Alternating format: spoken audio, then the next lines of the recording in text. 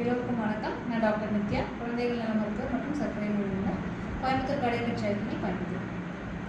இன்னைக்கு மே 17ஆம் தேதி world hyper tension டே, அதாவது உலக உயர் ரத்த அழுத்த தினம் அனுசரிக்கப்படுது.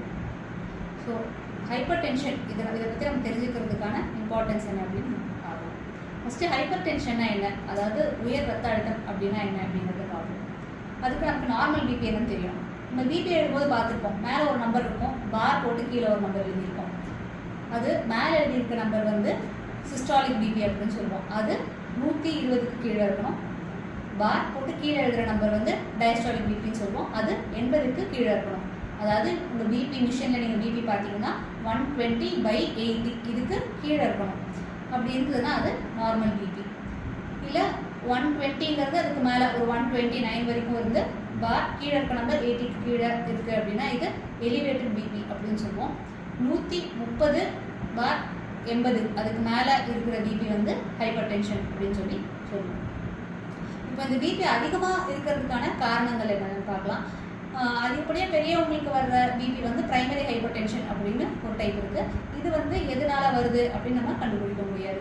இன்னொன்று வந்து செகண்டரி ஹைப்பர் டென்ஷன். இது வந்து வேறு ஏதோ ஒரு காரணத்தினால நமக்கு உயர் ரத்த அழுத்தம் வர்றது தான் செகண்டரி ஹைப்பர் டென்ஷன்.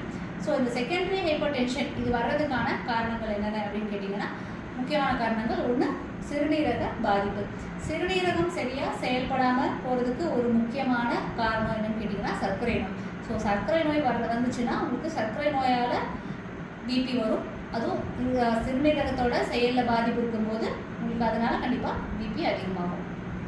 அடுத்தது சிறுநீரகத்துக்கு போகிற ரத்த குழாயில் ஏற்படுற அடைப்பு இல்லை சுருக்கம், இது ஒரு காரணம்.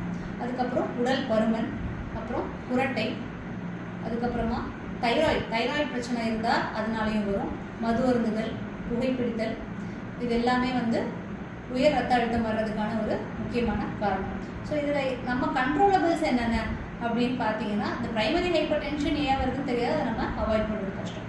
பட் உடல் பருமன் நம்ம தவிர்க்கிறதால சர்க்கரை நோய் வரதை தவிர்க்கலாம், குரட்டை பிரச்சனையை தவிர்க்கலாம், பிபி வரதை தவிர்க்கலாம்.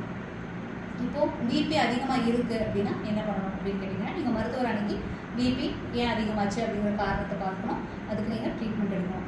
ஸோ உங்கள் மருத்துவர் பரிந்துரைத்த மருந்துகளை நீங்கள் கரெக்டாக எடுக்கணும். ரெகுலராக செக்அப் பண்ணிக்கோங்க. அப்புறம் முக்கியமான விஷயம், ஆடட் சால்ட், இதை நீங்கள் அவாய்ட் பண்ணணும்.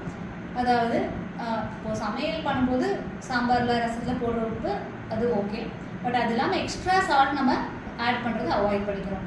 முக்கியமாக சிப்ஸு, ஊறுகாய், வடகம், கருவாடு, இந்த மாதிரி ஐட்டம்ஸ் எல்லாருமே நம்ம அவாய்ட் பண்ணிக்கணும். வாக்கிங் போகணும்.